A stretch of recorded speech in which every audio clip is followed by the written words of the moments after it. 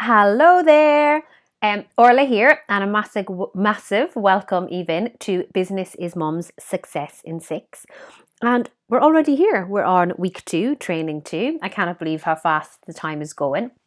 And this training is all about understanding the consumer and helping you understand what's important to the consumer so that you can help relate to them and help them more and inevitably sell more to them. We looked in the first training in week 2 about what the customer buys from you and trying to help you become as competition proof as you possibly can by being you, by being the real you in your business. And today we are going to look at who are your ideal clients and how to inspire them to take action.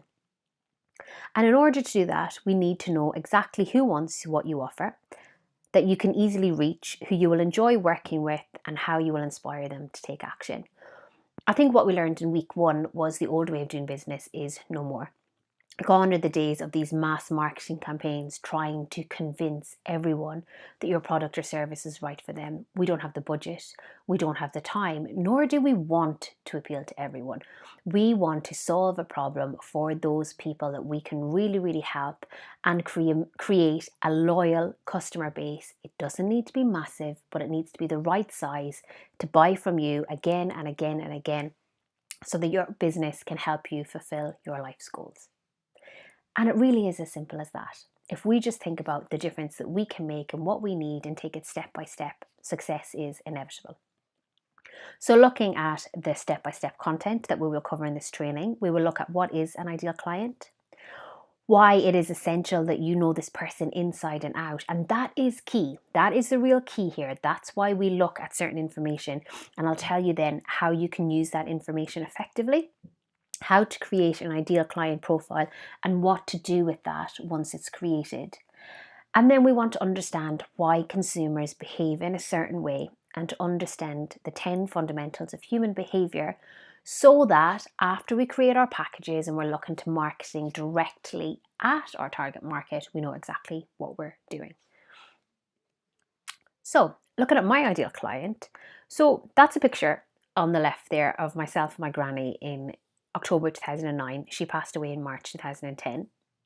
And she was the person that instilled in me about relationship building, about knowing customers, about speaking to them, talking to them, understanding them. And it's something that she passed on to my mum and that inevitably came on to me. And although business has changed, understanding your customers has never really changed, except now we don't try and understand everyone, we just try and understand those people who want exactly what we offer. So my ideal client is continuing to evolve. And the reason that it's continuing to evolve is because as I move forward on my journey as an entrepreneur, I take my customers with me. So it's recently evolved to mumpreneurs that want to sell more by being themselves. I've always worked with women who want to sell more by being themselves. And as I had a baby and could relate more to what it was like being a mum and trying to get stuff done on less time, all of the things that I was teaching, like taking effective action, doing what you know to work, all of those became more and more relevant to mums and mumpreneurs. So that's who I primarily help. They're self-motivated, hardworking, pretty left-wing. Now, I'm not trying to get into politics, but the majority of people I do work with live in cities, and the reason that they live in cities is because what's open to them, what works in that area, and the potential. And what you'll probably start to see over the next 10 to 15 years is that the country that you're based in will not be as important as the cities that you're based in. You know, the countries will be replaced by cities that are becoming bigger and bigger and bigger brands. And by living in a city and creating a business that works there, it's considerably easier to find other cities to export to that are similar to the city that you live in. And you might find it's easier to export to a city in another country than it is to a town in the country that you live in. And an example would be Edinburgh is a much bigger brand than Scotland, and so is Glasgow. Dublin is a much bigger brand than Ireland, and so is Galway or Cork. London is a much bigger brand than England, Paris than France, New York than the States. You see where I'm going. Cities are becoming what it's all about. My ideal client, like you, has a dream for their life and business. So they're very much about fulfilling a bigger purpose. And that bigger purpose might be about, changing the world, but it's probably more about changing your world in order that you can have this bigger knock-on effect.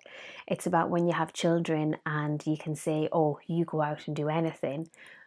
Do you want to tell them that, or do you want to show them how to do that? And the people I work with certainly want to show their children, this is how you build a business, this is how you follow your dreams.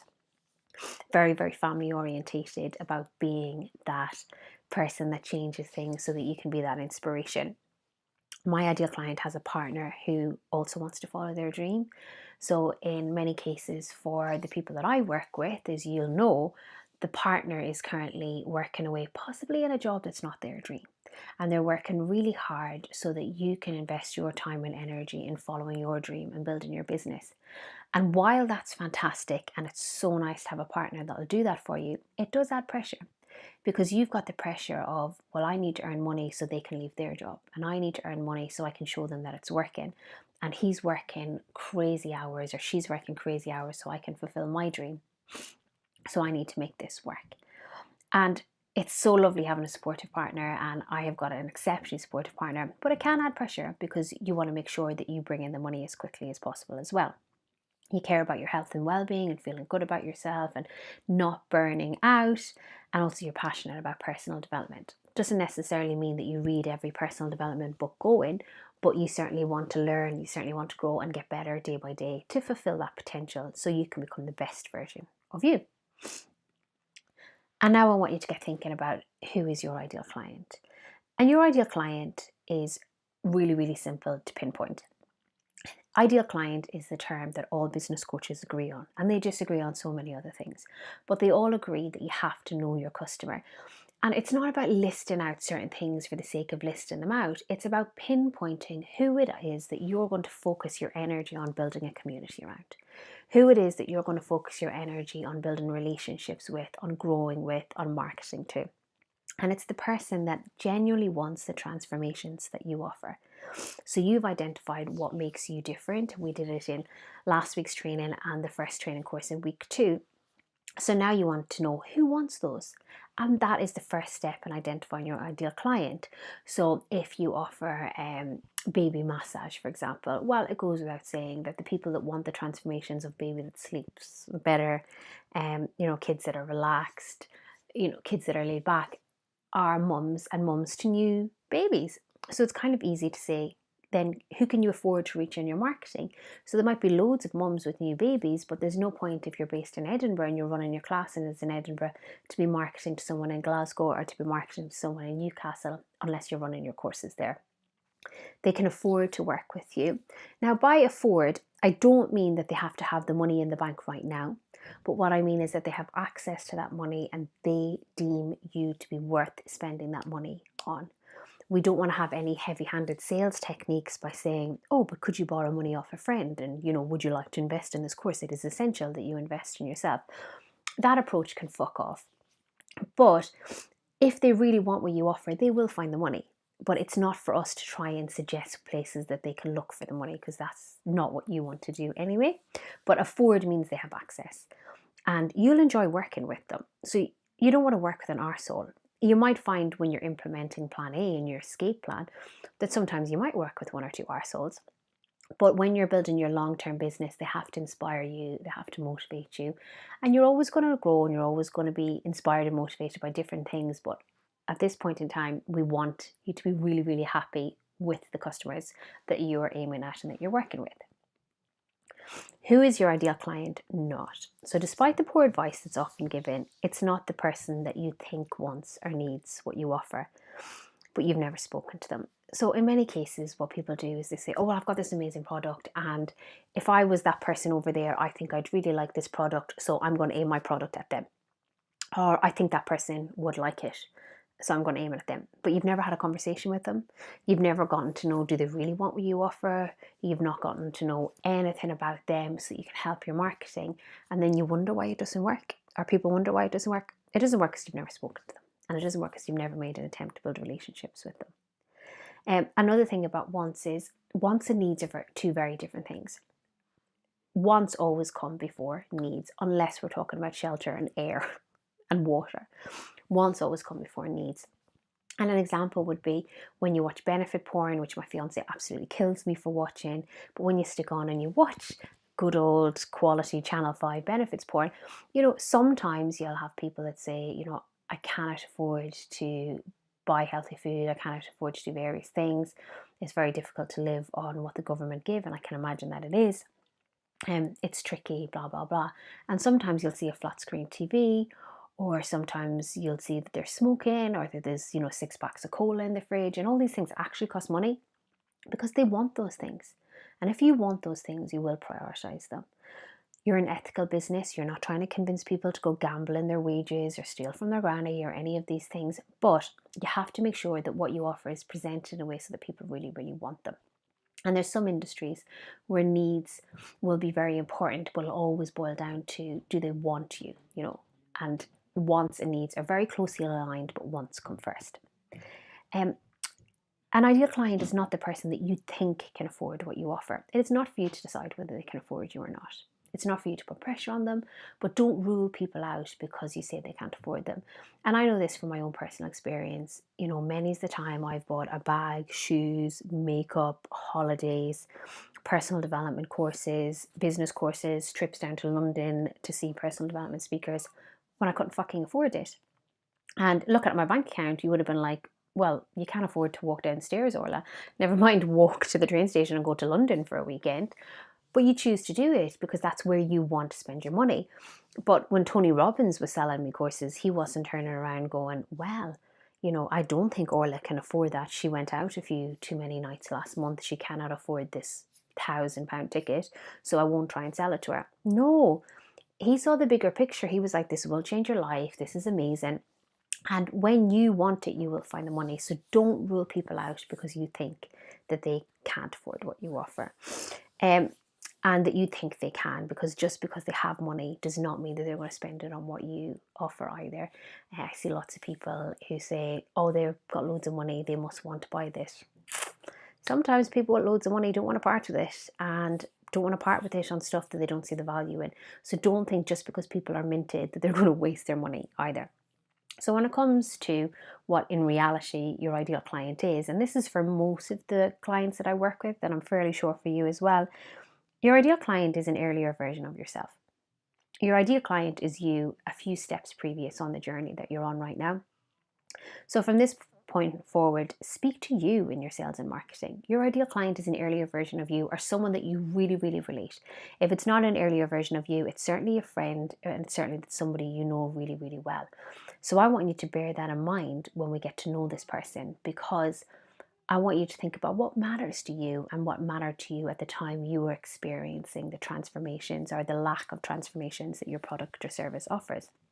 So your ideal client is so important, and we're going to give them a name, and we're going to get to know them, and we're really going to make sure that your sales and marketing is all about you having a one-to-one conversation with that person. It's always one-to-one, even if you're emailing 10,000 people on your list. It's always a one-to-one conversation, and so that you can demonstrate how well that you know that person. So why is it essential to know your ideal client inside out? And for this, I just want you to think of an earlier version of you. I want you to think about your average day. You are busy. You have got family, business, friends, fucking media putting pressure on you, telling you how you're supposed to do absolutely everything. You know, when I came in here to record this, I saw dust under the kitchen table and I was like, oh my God, I've got to go and hoover that later. There are so many things happening in your life that you do not have time for broad information or results. Now, when I was doing research into this, everywhere has different examples, but they say that we're exposed between like 2,000 and 4,000 marketing messages a day. And that's very broad. Everywhere you read says a different amount, but thousands of marketing messages a day. So unless they speak directly to you and where you are right now and where your ideal client is right now, you're not even going to notice them. You're in a really busy world. I was on the bus recently and I was chastised by a lady. I thought she was coming over to compliment Alton and say how cute he was, but she actually came over to give out to me to say, you should be keeping an eye on your baby and not on your phone. And I honestly wanted to tell her to fuck off, because I was taking a selfie to send Blair so Blair could see Alton on his first trip sitting on a bus seat. But that's what I mean. You're in a really busy world. You're always trying to do 10 things at once. You feel like you're being judged. There's so much going on for people that they want businesses that know them, and they want businesses that know how busy their life is. The reason I was on my phone on the bus is because I don't actually get a chance any other time to be on my phone when I've got Alton all day. And I like to take pictures of them. So you have to understand that nobody is waiting at home for your marketing material to land on their door. Nobody, is going out buying catalogs to read through thinking, what will I buy? What will I buy? They expect you as businesses to know how busy they are and to almost read their minds. And don't worry, we'll show you how to do that. It's so important that you're connected with them, that you know that they want to feel close, they want to support companies that have a story, that have a message, that relate to them through their approach, which we spoke about in earlier training. Your ideal client wants to feel special. Your ideal client wants to feel valued, and you do that by demonstrating that you understand them. And they have no time to waste. You know this more than anyone. With everything that you're juggling, with everything that you're doing, your ideal client is the exact same. They do not have fucking time to waste with people who are asking them questions, trying to find out from them what's going on, and then sell them something. No, no, no. You need to know. And don't worry, I'll take you through how to find out all of this information. But if you think of an average day is that most people are running around ragged, working, taking care of kids, taking care of family, taking care of business. So they have their phone in their hand, they're scrolling through Facebook, they're scrolling through Instagram. If they're to pay any attention to your sales, your marketing, your message, your community, it has to jump out and speak directly to them. And that's what we'll do through our ideal client profile. And that's what we'll do in the rest of this training. So there's 3 key steps to how we understand them. One is the basics, and that's basically the demographics and all the things that we want to know about them. And we're going to list all of these things out in the worksheet, and I'll tell you why they're important and where to find this information. 2 is the fundamentals of human behavior, why people behave in a certain way and what happens. And 3 is market sophistication. Now, market sophistication basically means how aware is your ideal client of what you offer. So an example would be if you were trying to sell bread, you would get lost in the market if you just came out and said, oh, I am selling Orla's white bread, because everyone knows what white sliced bread is. Everyone knows. People have been raised on it. They all know. So chances are you'd have to be the cheapest if you came out, or you'd have to fight Tesco and Asda to get any space in their on their shelves, and it's just not going to happen because people know about white bread. But let's say I decided that I was going to release a gluten-free, dairy-free, vegan white bread that tastes just like the white bread we've grown up on. I have to make my bread stand out. I have to make my bread stand out from all of the other breads, appear different, and you do that by adding feature after feature after feature. And that's what you do for something that people really, really know about. But let's say I was introducing something that people have never heard of. I don't have to differentiate it very much. I could turn around and say, I am making a driverless car. And all of a sudden you're like, oh, a driverless car. That's quite interesting. You don't need to say any more. I don't need to tell you about the leather seats. I don't need to tell you about the windscreen wipers. I don't need to tell you about the steering wheel. All you need to know is it's driverless. And because that's new, because that's exciting, you are already sucked in. So we will go through this in greater detail. I've got another video to add on to this training which really explains it. But you have to know what is the mood that your consumer has about your product or service. What do they know about your business? And that will tell you what you need to focus on in your sales and marketing when we come to creating your plan. So let's get on to the basics. Now, the basics is the information that we want to determine, and this is where we list out the general and specific traits on your ideal client. So we'd look at demographics such as an age. So we want to give your ideal client a name first of all, and then an approximate age, a location, what is their job status. So you can create a targeted Facebook adverts and market them effectively. That's what it helps. So list down all the demographics in your worksheet, all the things that you want to know, where they live, what their age group is, are they married, all of these sorts of things. Then we want to list down your likes and dislikes. What magazines do they like? What TV shows, music, and what do they do in their spare time? And how we use this information is to connect with them instantly. So if they love a certain TV show, you could use the plot of this TV show to tell them a story about your business. Or if they read a certain magazine, you can use similar headlines in your email marketing. But you have to find out what they like and dislike. And then we want to go slightly deeper in our ideal client profile with the basics, and we will find what are their fears, what are their concerns, desires, and use these to demonstrate that you completely understand them before offering a solution to their problem. So when we spoke about the customer that I love working with, the fears are that their business isn't going to work out and they're going to have to go back to the fucking normal employed world and leave behind all of the dreams, all of the aspirations, and all of the freedom that working for themselves would have brought them. And they don't want that. And their concern is, how do you do everything on limited time? So you get to know these people. And where do you find this information? So you want to find out this information without going, I have a survey, please complete it. Because the thing about surveys is everyone fucking lies on them. And the thing about surveys is we live in a world whereby you expect people to know these things and you don't have time to complete a fucking survey. It's different if you're giving away a free bottle of Prosecco, free bottle of champagne, but even then, people are busy. So you find this information by entering the conversations that are already taking place. So maybe you want to join some Facebook groups where lots of your ideal client hang out. Now by hang out, we mean they just interact on a regular basis. And just watch the conversations that are taking part.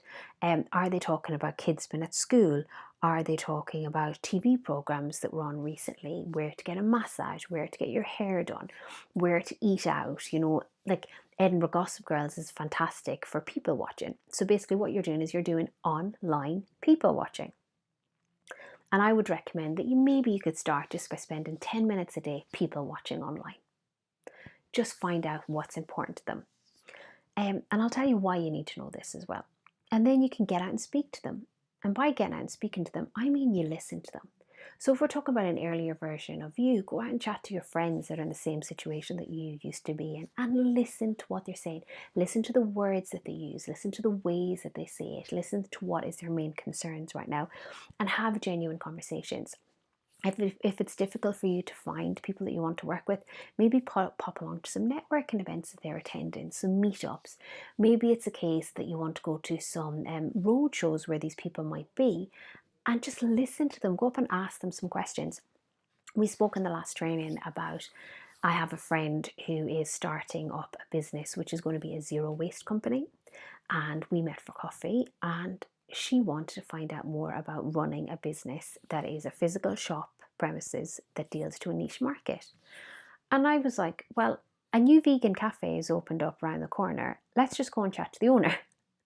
And she's like, really? And I was like, yeah, let's just go and chat to the owner. So we went round and he had all of these, it was a vegan donut shop with chocolates and teas and coffees, and you can sit in. And when we got in, he was a wee bit standoffish at first because I was like, have you got any gluten-free? And he's like, everything's vegan and now you're looking for gluten-free as well. Like it's a tough thing to make a gluten-free vegan donut. But he had some chocolate available and I explained, I've been gluten-free for years and now I've given up animal products. So it's really great that more restaurants like his are opening up and more cafes, and what inspired him.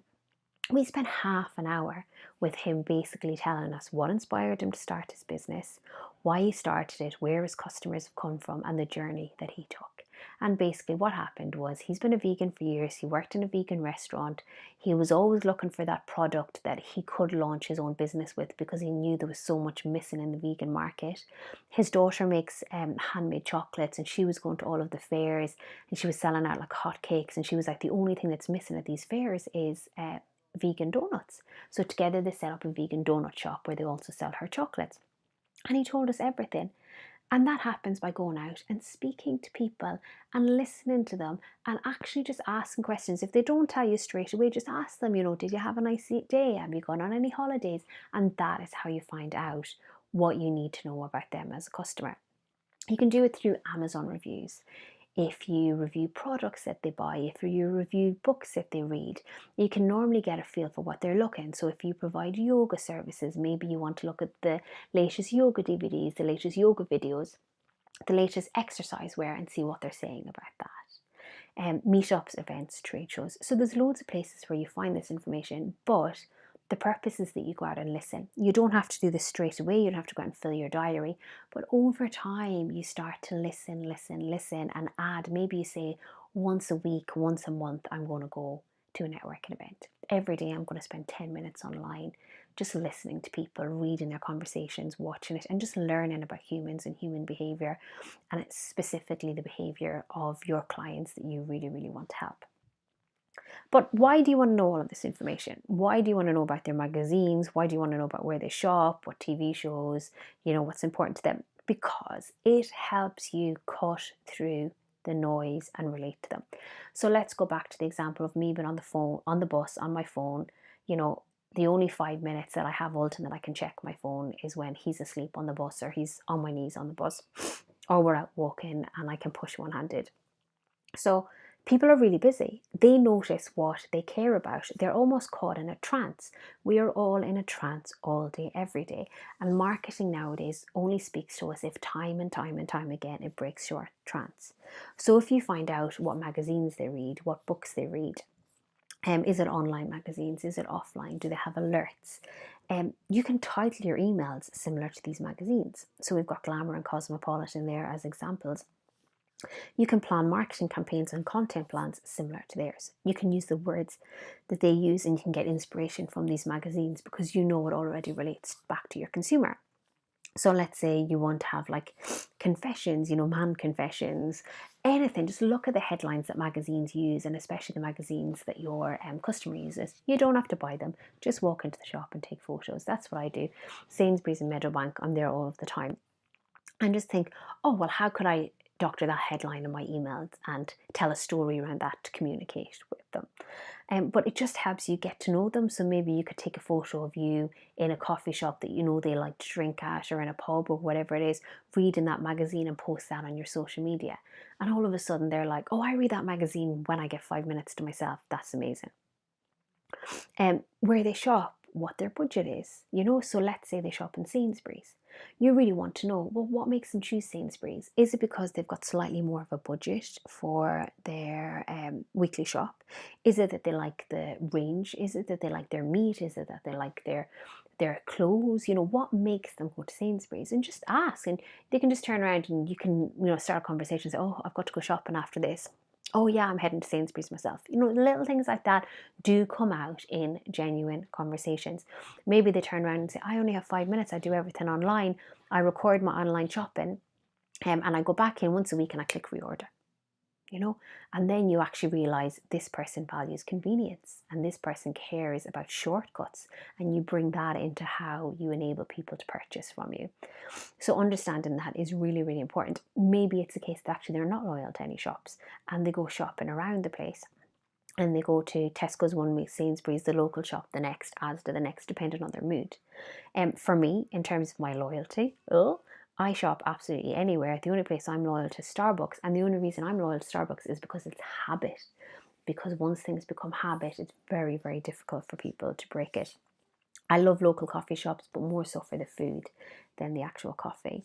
What TV shows are people watching? So I've mentioned so many times, everywhere I go, I love Nordic dramas. And the reason that I love Nordic dramas is because I can switch off.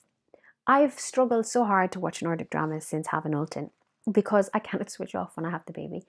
But if I get a half an hour watching a program with a subtitle, it's so much better for me because I'm engrossed in that. It's my me time. I switch off.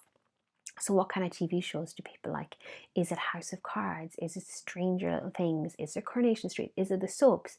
Because when you're creating your Facebook profiles, when you're creating your newsletters, when you're recording your Facebook lives, when you're creating your Instagram posts, your workshops, you can use this information to make it more relatable. You can turn around and say, why this business fell, like Kevin Spacey, and you could tell a story about a business not succeeding because, like Kevin Spacey now, who's been burnt to the stake, tell a story about how they were hiding secrets. We spoke about perfection. People don't believe in perfection anymore, and Kevin Spacey and his history and his past and what he has been accused of doing is the reason why people don't believe in perfection. So what kind of TV programs? And use this information, maybe you want to tell a story like the plot of their favorite show.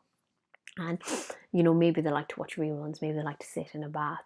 Maybe you want to tell people why it's okay to lie on the couch and watch Orange is the New Black for 10 hours.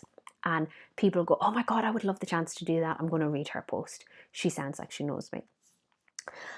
And what basically knowing all of this information about where they shop, what they do, where they go on holiday, how much they like to spend, what they do at the weekend, it means that when you speak to them, when you build your community, when you have these conversations, it means that you're speaking directly to them.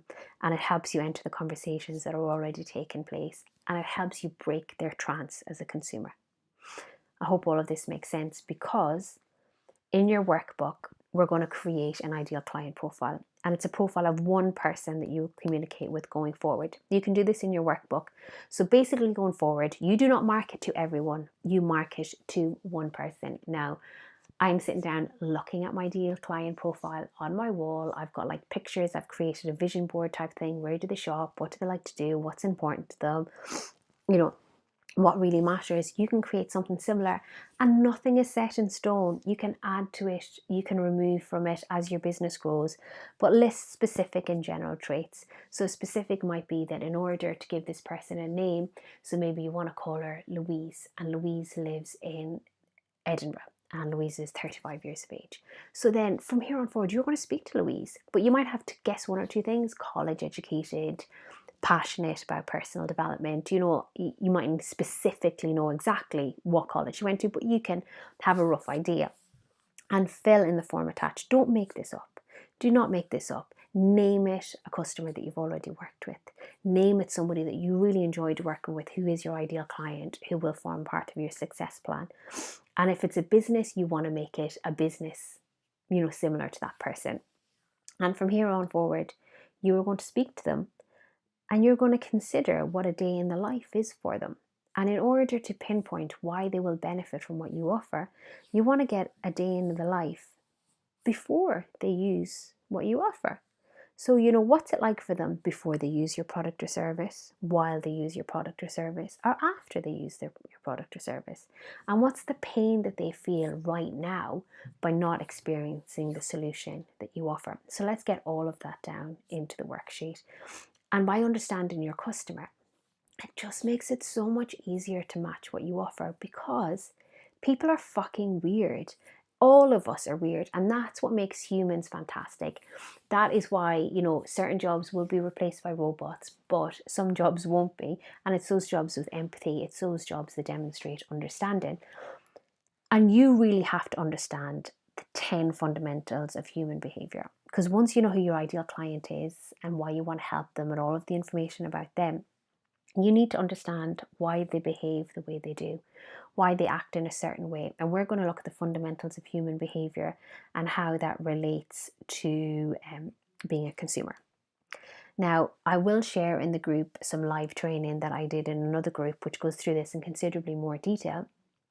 But for the purposes of this course, you just want to have an understanding of this. And I would ask that you recognize when you have purchased as a result of you living one of these behaviors, and how you notice people market to you based on these behaviors. So the first one is, people are naturally lazy and won't make a decision until you force them to.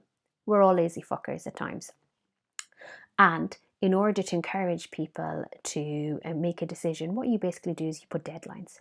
So not everything you have available is going to be available all year round. If you have the same product available at the same price all year round, there's no reason for people to act now.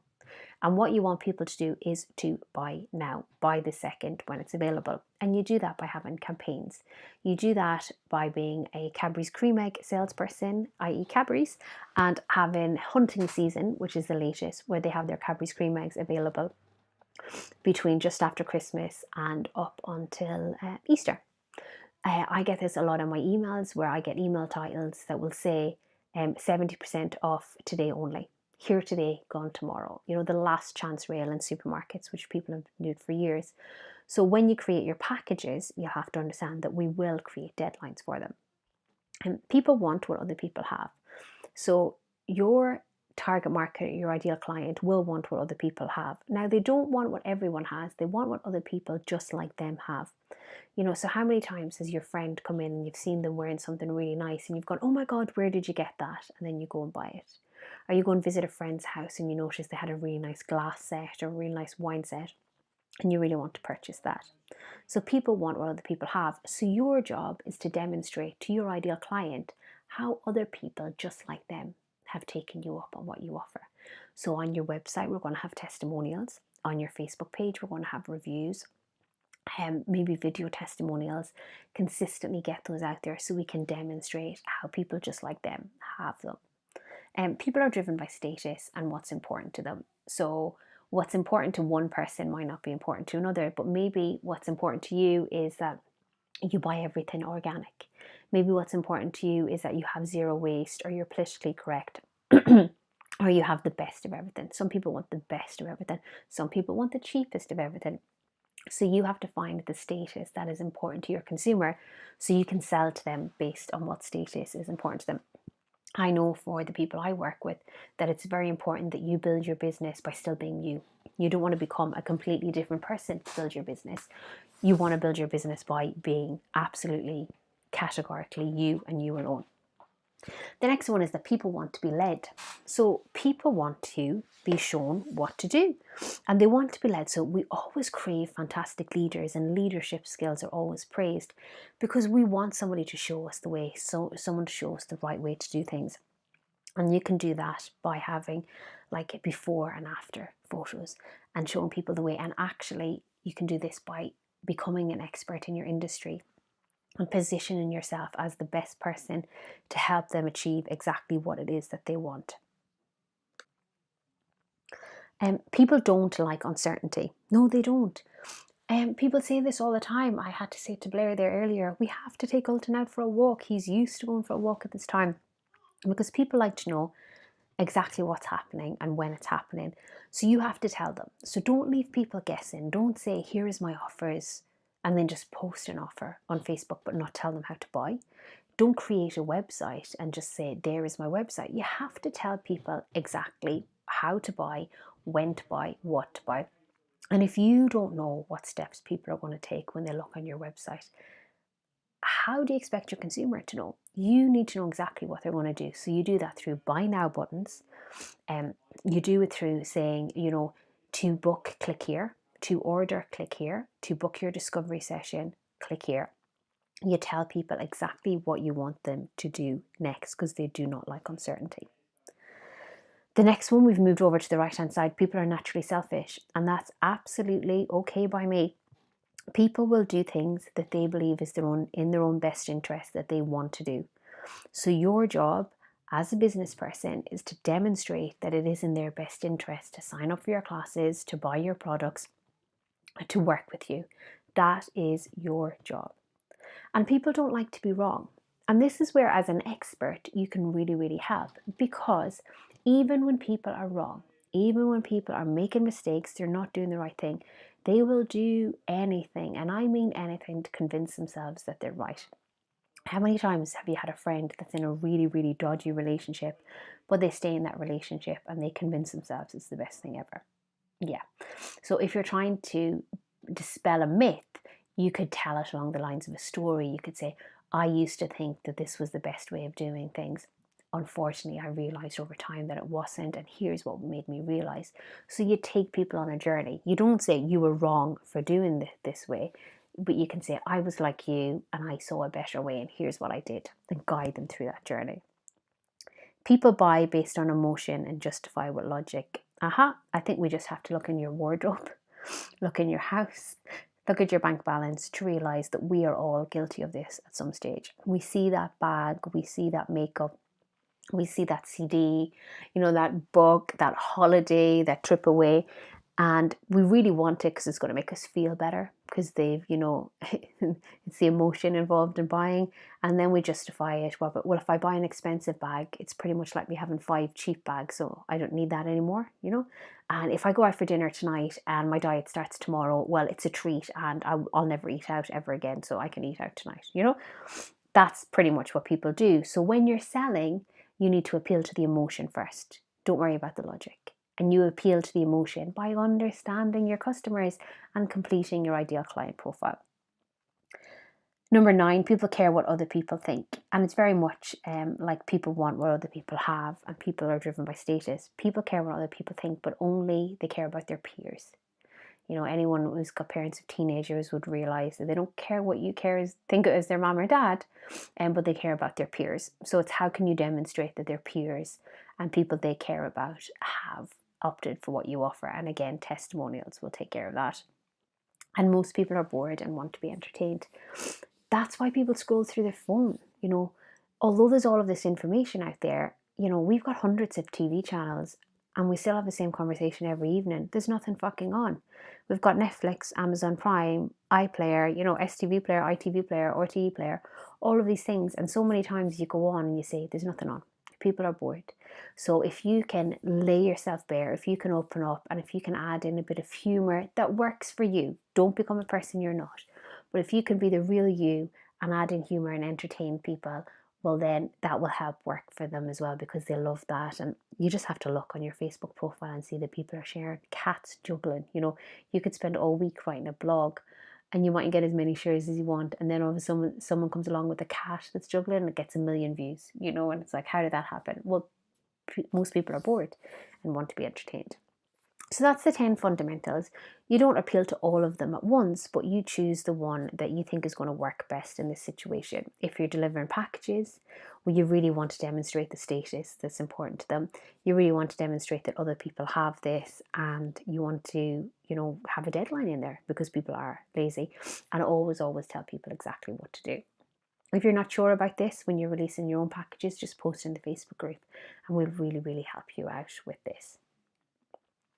So last but not least is market sophistication. And market sophistication just means that every market is different, and it refers to the mood of the market based on what you sell, and will determine how you promote what you offer and what you highlight to your clients. So really it's about, how do people really feel about what you sell? Is it all new to them, or have they heard it all before? And market sophistication is a spectrum between 1 and 5, between excited and skeptical. So if something new, it's normally number 1 and you're really excited. It's like the driverless car that I mentioned. But if it's something that they've heard quite a lot about, sometimes they're quite skeptical, and in a lot of cases that could be weight loss products. You know, people are very skeptical when they see a new fad diet come to the market. Business coaching, some people are very skeptical when they hear about that, because there's so many business coaches out there not generating results, offering various different things. So your job is to watch the video that accompanies this. There's a video specifically on market sophistication because it's really important and it's really fucking interesting. And your job is to decide, okay, is my product something that people know about and are bored of, and maybe I need to explain why I'm different to what they already know? Or is it something new and exciting to them and I need to educate, and where it comes in between? Now, the most people I see that suffer from market sophistication is network marketers. So you come across loads of network marketers. Everyone you meet has received an email or a phone call or gone for a coffee with a network marketer. And when you go for that coffee with them, they're all excited and they want to tell you about your product. But in the back of your mind, you were thinking, this is about the 10th network marketer that has approached me in the past year. I'm bored of this. They better offer something fucking spectacular for me to go with them. Am I right? That happens so much. But network marketers don't always understand that. And they come with you with so much enthusiasm into their product and go, oh my God, this product's amazing. It's going to change your life. The business model's amazing. You can make manager in 6 months. It's going to be fantastic. You can give up work within a year. And people are like, nope. Whereas a network marketer, my recommendation would be for you to go in and say, I know you've heard this all before. I know people have approached you and said you can give up work within 6 months and be a millionaire within a year. Yes, that's possible, but here's what's more likely to happen, and here's how I can support you to do this. So here are some examples of market sophistication, and I want you to imagine how you would market these things. Aerial yoga versus step aerobics. Aerial yoga is something that's new to the market, is exciting, it's not been seen in many places before. So how would you market aerial yoga? What would you tell people about? How would you promote it? And what do you think a consumer needs to know in order to go, oh, I'd really like to try that? And then I want you to consider something that's been around the block time and time again, step aerobics. Everyone's heard of step aerobics, everyone's tried step aerobics, everyone knows about the results. If you were a step aerobics teacher, how would you market step aerobics? I want you to look at Thai food versus Hungarian food. And Thai food, everyone's heard of Thai food. Everyone's got their favorite Thai restaurant. They know what they want. They know what they order. But not everyone's heard of Hungarian food. So when you're marketing the Thai food, what do you have to tell people? Is that it's the best Thai green curry in the land? Is that we've got the best sticky rice? We've got the best coconut rice. But when it's Hungarian food, you need to tell them what Hungarian food is. You need to kind of drill them some enthusiasm in trying something new. Life coaching versus grief coaching. Everyone knows about life coaching, so people need to add on features. Give me what's different. Tell me what's different about your life coaching. How would you market it? How would you tell people how your life coaching is different? Whereas grief coaching, it's something new. It's something not too many people have heard of. So how would you promote yourself as a grief coach? And lastly, we've got meat sausages versus vegan sausages.